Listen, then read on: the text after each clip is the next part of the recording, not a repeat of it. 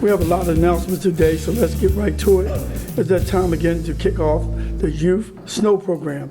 I'm extremely happy to announce that the city will be implementing this important initiative again this winter. I'm joined here today by Transportation Director Steve Shark and his team, who are coordinating the program. We also have an older adult resident here with us today who is excited that this program is being offered again this year. As mayor of Baltimore City, I'm fully committed to expanding opportunities for our young people. Through our summer jobs program, including YouthWorks and Hire One Youth, thousands of Baltimore young adults earned valuable on-the-job experience this summer. And local businesses were able to employ talented student workers. We know that Baltimore's young people are looking for employment beyond the summer months. And we must all work together throughout the year and look at innovative approaches to provide job opportunities for our youth. So I'm very proud to announce that again this winter, DOT will continue its snow program. Through this initiative, older adult city residents who need assistance during the winter months are matched with student workers who will shovel snow from public right-of-ways adjacent to their properties. This service is also available for disabled residents who need assistance this winter. The Youth Snow Program is now in its 5th year and has been very popular with both older adult residents and student workers. This initiative bridges the gap between older residents and our young people, while providing youth with the opportunity to give back to their communities and earn a much-needed paycheck. And now I'd like to introduce our Department of Transportation Director, Steve Sharkey, who will provide additional details about the program. I just want to go back on one thing. And it says, where is it? We also have an older adult. We also have Miss Rita Cruz. They should have put a name there. Well, Steve Sharkey. Yeah. This is Miss Rita Cruz. So yes, of course, Ms. Cruz, and just wanted to thank the mayor, Beverly, who does a lot of the wrangling of the kids, and then of course Ms. Cruz for coming out. So she's a community resident, of course. So we're very proud to announce this. This is our 5th year that we're having this program. Very successful program and well loved. So again, I'd like to thank the mayor for helping us announce the program today. Also want to thank Frank Murphy, Beverly, Nakia Mack, Angela Delaney, who've worked so hard on this program, as well as other people in the background, such as Tennille. A lot of people working on this to really make sure that it goes off. I'd like to thank especially Ms. Cruz for coming out. As we prepare for the upcoming winter season, the Department of Transportation is now accepting applications for our Winter Youth Snow Program. Through this program, student workers are matched with elderly or disabled residents in their neighborhoods who need help removing snow from their public right-of-ways. The youth snow workers will assist these residents during the winter months by clearing snow from their assigned locations after a snowstorm.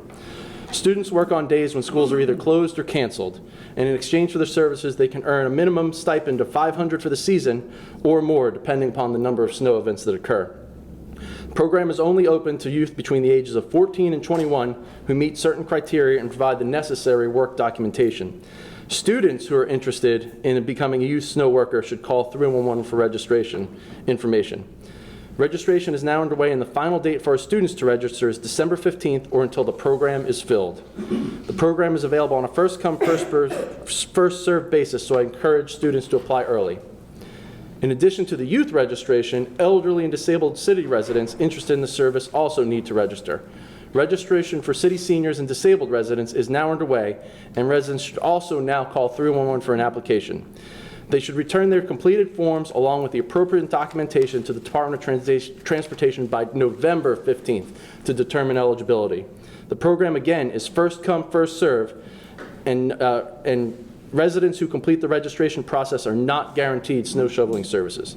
The goal of the Youth Snow Program is to help elderly and disabled residents while providing job opportunities for students this winter.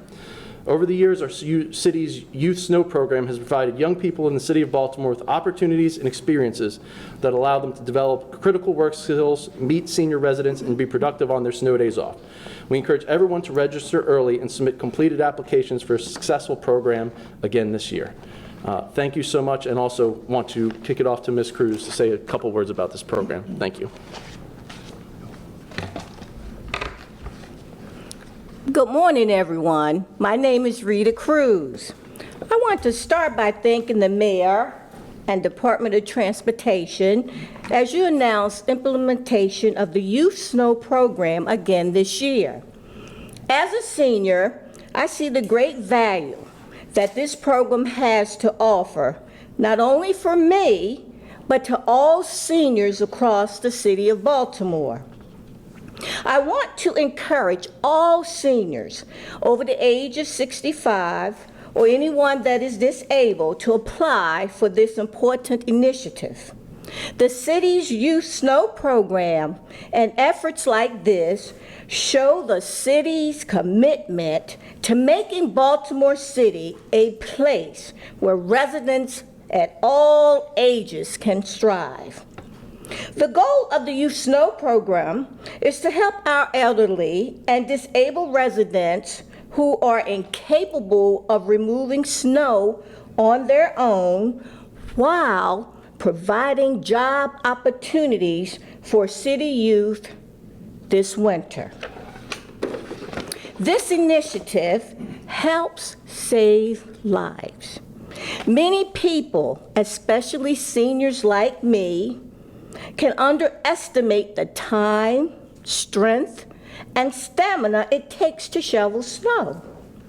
Even for those who exercise regularly, shoveling snow is rigorous physical work.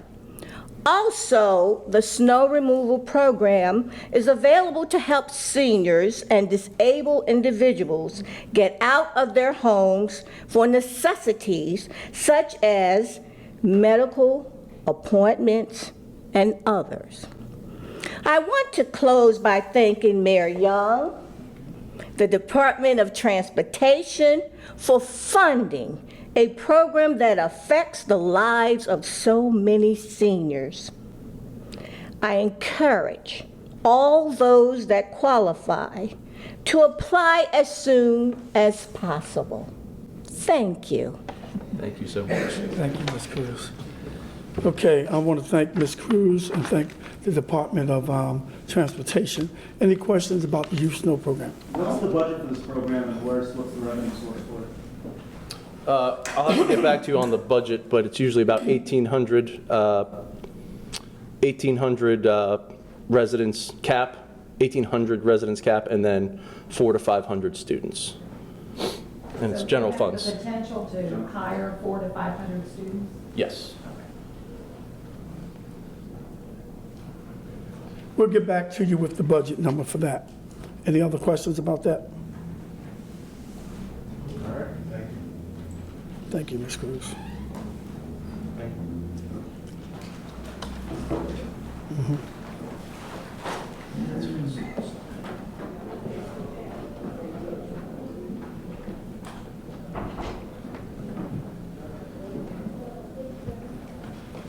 Okay.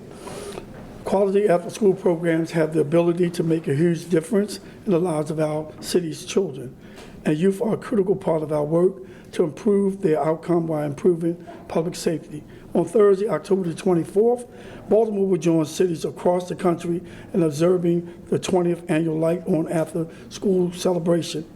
That evening, programs across the city, including those represented here today, will hold special programs to highlight the work they do all year to bring quality after-school programming to children and youth throughout Baltimore.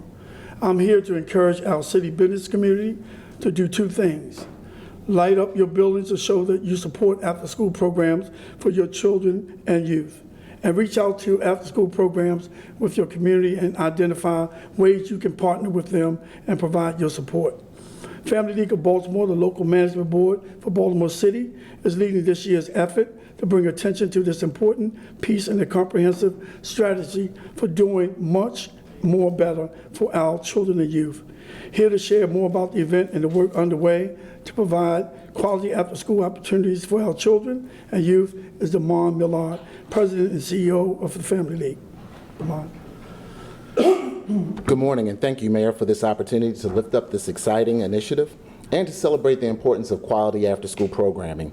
But first, I would like to acknowledge a lot of our partners that we work with that actually cover the landscape within the local as well as the state work with after-school programs. Ellie Mitchell from Maryland Out of School Time Network, as well as Bishop Douglas Miles representing Koinonia Baptist Church, as well as Charmaine Turner from the Y of Central Maryland. Out of school time and expanded youth programs that the mayor and the city council invest in through our organization play an integral part in exposing young people to new opportunities and experiences, while connecting them with mentoring opportunities and extending their learning beyond the school hours. As a former latchkey kid, and being raised by a working single mom, I know firsthand in terms of the importance of having a safe haven to go to after school hours.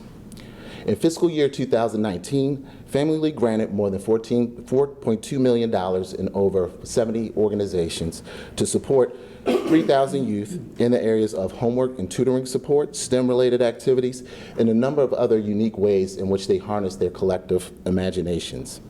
Studies have shown that high-quality OST programming positively impact youth development as well as reducing negative behaviors. As we finalize our data from this past year, we have seen historically that as high as 90% of OST participants have not been challenged with issues as it relates to chronic absenteeism from school. This year, we're excited to participate in our local efforts for Lights On After School. On October 24th, Thursday, we will recognize the significance of these programs in enrichment for Baltimore City's youth. This is a national initiative that's annually held and led by the After School Alliance. To have one of the most successful citywide showings in this country, we have our partners here today that will be also supporting this effort. And also opening the doors and welcoming stakeholders from the business community and business leaders who can also support this work. You can go to our website, familyleague.org/Lights On After School 2019, just to have the various activities that will be taking place throughout the city that day. This is just one part of a citywide expanded learning ecosystem in which the objective is to improve program quality as well as increasing access for all of our youth. Here to talk about more about activities within the City Recreation and Parks, the Executive Director, Reginald Moore. Thank you, Damon. I want to thank the mayor and Damon with Family League for their continued support of our after-school program. One of the things I want to stress is some of the benefits of after-school programs. One, we know that by having successful and strong after-school programs, it improves kids' social skills. Also, it helps improve their academic enrichment, as well as it gives them opportunity to continue to improve their overall athletic abilities, or if they're interested in STEM and robotics, there's opportunities there.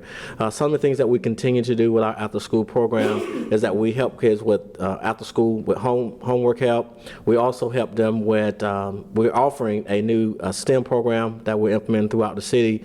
We have a DJ program that we've started because kids love music, like to be engaged in music and other things. As well as we're looking at additional programs, we have new partners that are coming on so that we can continue to strengthen our opportunities when it comes to our school time or after school time program. So again, on behalf of Rec and Parks, we want to thank our mayor and we want to thank Damon and his team at Family League for their continued support. And I encourage people to continue to follow us on social media at Rec and Parks. So thank you.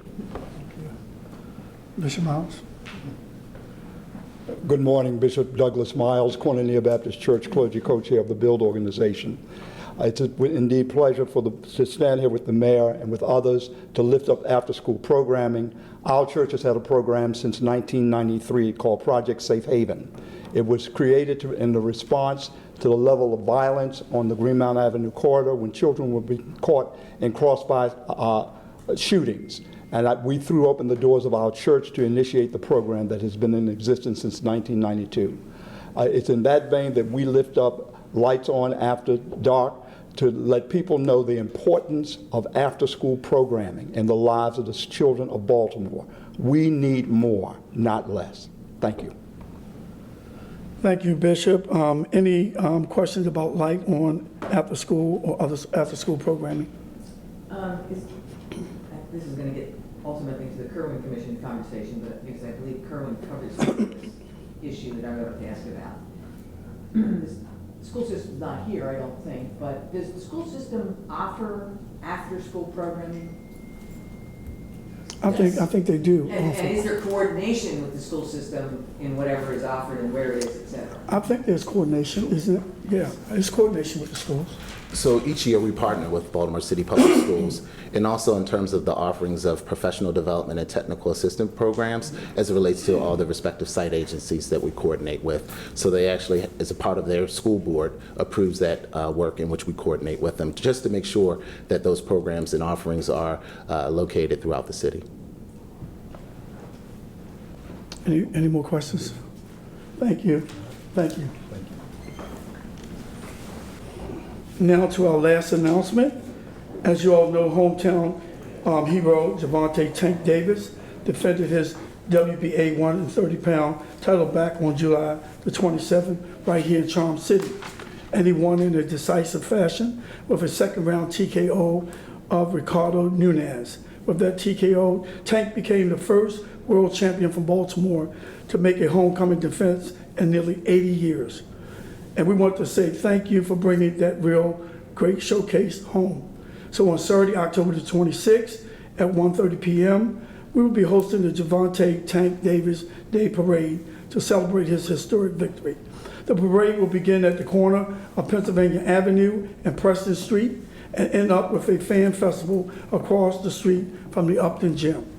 Now we're here from Tanya Miller Hall, Senior Director for the Office of Public Affairs, to tell us more about the day's events. Good morning. Thank you, Mr. Mayor. I don't think I have much more to add to that other than we have an exciting lineup of bands. We have over 9 marching bands. We have classic cars. We have the fire department, police department, and other people marching with us, as well as elected officials. And Mr. Mayor will be marching along with Mr. Tank Davis. And also want to mention that we will be airing, we did the making of the fight on Charm TV, and so we'll be airing his short form documentary on that evening at 8:30 on Charm TV. And it's called My Name is Tank. Any questions? Huh? Oh, at 8 p.m. Thank you, James. At 8 p.m. Any questions about that? Okay. Before we begin today's regular press availability, I'd like to take a moment to address the recent spike in violent crime. The level of violence we have experienced recently is totally unacceptable. I have a message for the criminals out there who are committing crimes in our city. We won't stand for it. The citizens of Baltimore and members of the police department will not rest until you are brought to justice. My heart broke at the news that a little boy, a 2-year-old, was shot on our streets. That's totally unacceptable. I want to thank the members of the police department who worked tirelessly to identify a suspect and make an arrest. We're sending a signal. If you commit an act of crime or violence, you'll be found out and brought to justice, period. Now I will take general questions. On that topic, may we ask the commissioner a question? Certainly. Morning, Mayor. You've been in charge for about 6 months now. Are you finding anything in Baltimore that surprises you based on your experience in New Orleans with violent crime? You know, I find that people are the same everywhere you go. People want to be healthy, people want to be prosperous, people want safe neighborhoods, people want responsive government, and you know, people are people. People want the same things. You know, they want to have hope, and I find that everywhere I go, people are having hope, and they see the work that we're doing, the challenges that we're facing, and we're trying to articulate the progress that we're making, and so. You know, I find that where we are now, we were there in New Orleans some years ago, and New Orleans still has its challenges. But we're doing a number of things. Not only are we working to deal with the violent crime and bad actors who are committing harm now, we're transforming an entire police department at the very same time. Changing all of our policies, all of our practices, unlearning bad practices, relearning and reteaching new and best practices, all while having to deal with the bad actors at the same time. But I echo what the mayor said. Here's a message to those who want to commit violent crime. If violent crime is the life you choose, we will be sure that prison will be the price you pay. Isn't it true that a lot of individuals who commit crimes in Baltimore do not actually pay any consequences, do not get caught, do not face arrest or prosecution? And can you speak to how you feel that dynamic plays out in the city, Well, in their mindset? That is exactly what we're here to ensure, that we, as a city, make sure that we train our people to produce the best quality cases that we can turn over to either the state or the federal government to prosecute those cases, and to make sure that there are no gaps in the criminal justice system that allow for those people who should have justice brought upon them, that they fall through those gaps. And so all of those things need to be corrected, and we need to fill those gaps. So my job is to make sure that we advocate for a criminal justice system that's just, but fair, but strong, that sends a message because it has consequences. And sometimes there are lack of consequences, or the individuals don't fear those consequences. That's a culture. And so that's what makes this so difficult.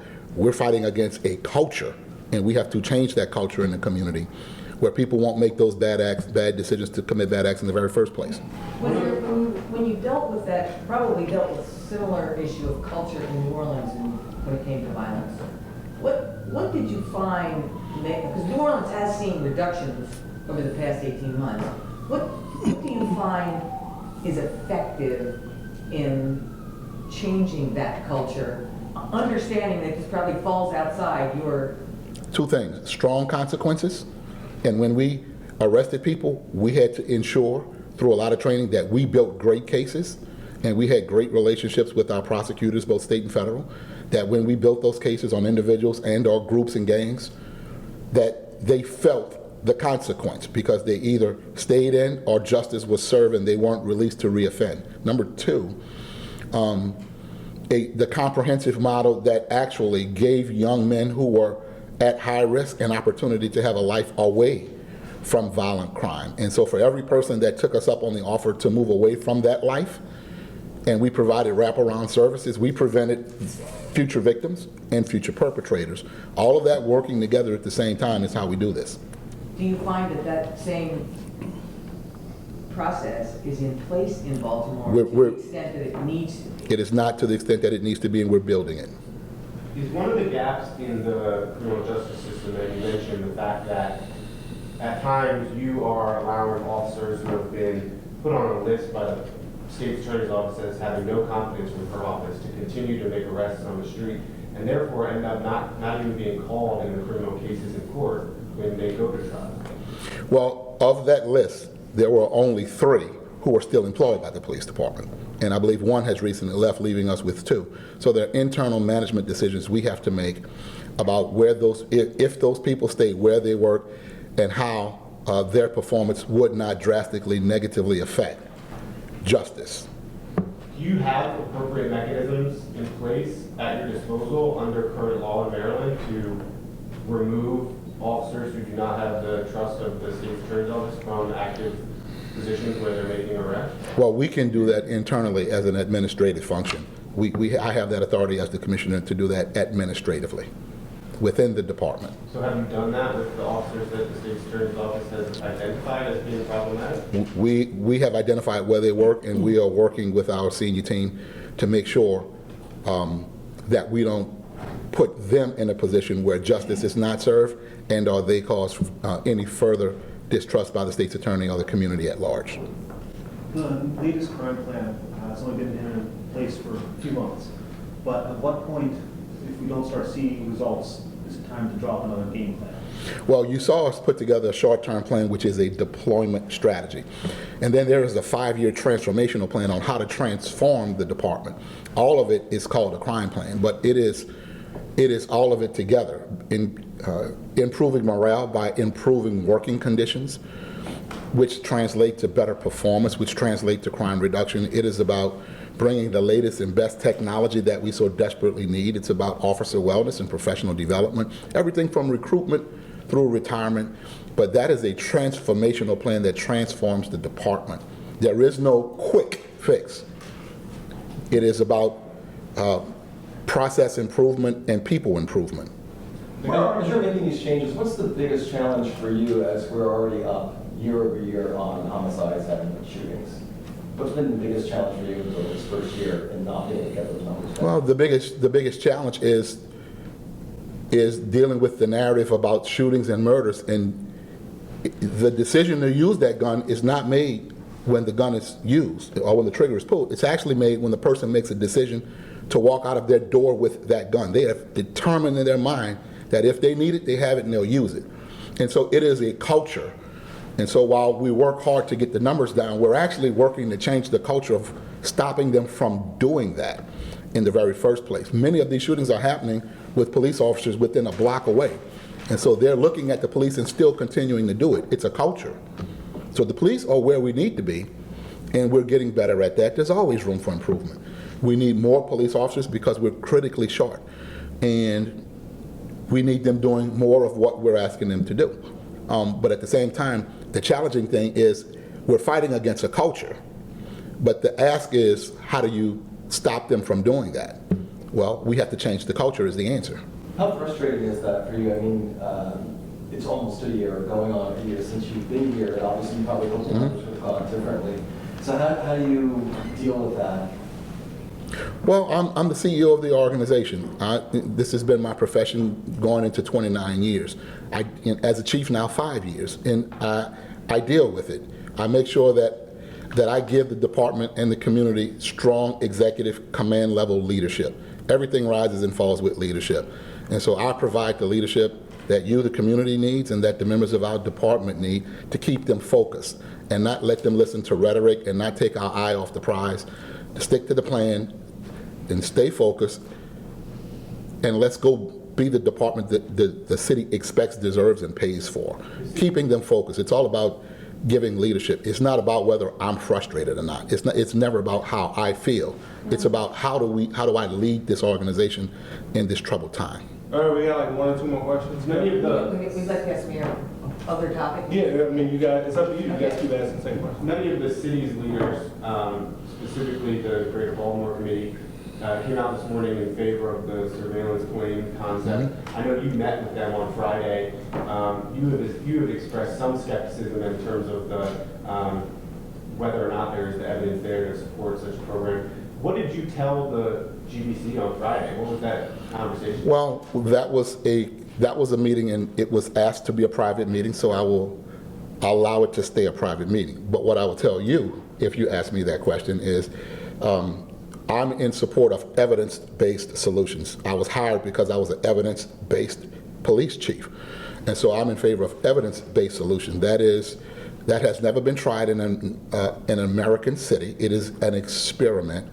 And what I'll tell you, because I'm keeping their meeting private, as I promised, is that I'm in favor of evidence-based solutions, which we have offered, which are in my crime plan, which we're bringing to Baltimore. In other words, you wouldn't allow the city to be a guinea pig? It is not about what I want. I'm in favor of about what is best and what's a wise and competent decision by a police chief, looking at what's evidence-based versus what is not evidence-based and what I would ask for. I'm asking for evidence-based solutions. You've staked out that position before, but in a way, you're dancing around the real question, which is whether or not you are for the surveillance plane. It sounds like you're saying that you have no interest in being a guinea pig to deliver the evidence to support such a plane. You want programs that have already been proven with evidence. Is that actually your position? Are you opposed to the plane because the evidence is not there? Well, I'm opposed to the way this came out and was presented to Baltimore. First of all, there are planes flying in the sky right now. So if they want to fly, they're welcome to fly. And if there's data that somebody wants to give me, of course we'll take data. I cannot, in good conscience, as a professional, support something that is zero evidence that tells us that it can or can't work. It's based on an assumption, And so, if somebody wanted to provide data for us, give it to us. We'll take it. And I did not tell anybody that they could not fly their plane. They're welcome to fly. I can't endorse something that's not evidence-based. Were there other general questions, guys, when we wrap this up? Yes. Mayor, the Parliament Work Group yesterday recommended substantial increases in education funding, with Baltimore City facing the largest increase in local contribution.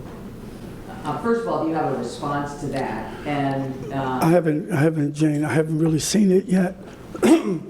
So I reserve any, statements on that. But I can tell you this, we are going to find the money that we have to find to put up the city's match that the state wants us to put up. We're going to find it. do you have, it's not just Kerwin, there's other. We have a lot of stuff. We have the consent decree. We have police settlements. I mean, it's just a whole gamut of stuff. We also have, the BSID issue that we have to address. We have just a number of things. And we're just going to have to find the money. We're just going to have to find it. Have you appointed or organized anyone within your cabinet or administration? Tisha Edwards is our point person for the school system, and we're going to work together as a team to figure out what needs to be done to come up with the funds that we need to come up with. I mean, we just have to come up with it. The state say we have to do it, we have to find it. Do you have anyone that's looking at what possibilities are for raising revenue? Not really, but our finance director is already looking at things that we can do. I'm not talking about raising no taxes, so you can forget that. We're just going to have to find the money within the means that we have. And if we need help from the state, we want to ask them for help. Jeff, that said, Brandon Scott proposed this morning to use a $34 million surplus on air conditioning schools. I haven't seen that yet. He did call and mention that, and I told him be cautioned because we have current, the Kerwin Commission that we're gonna have to look for money for that. The school system should be addressing that on their own, really, within their own budget. So I'm committed to Kerwin. And if the school system have issues with their air conditioning and heating, they need to get that fixed. Mayor, on that ransomware thing today that the board took up, can you explain how those 3 different things that were approved are going to help out the city? Sure. Oh, number 1 is going to be insurance. Hi, I'm Cheryl Goldstein. I'm the Deputy of Operations. So, for a long time since the attack, the city talked about investigating and procuring cyber insurance. It will be a safety net in case, and hopefully there will not be another cyber attack in Baltimore City, but it's good to have the insurance and to have the safety net. And then one of the pieces is really just an approval of the emergency contracts that were let at the time of the ransomware attack, where we brought in emergency vendors to help with the recovery efforts.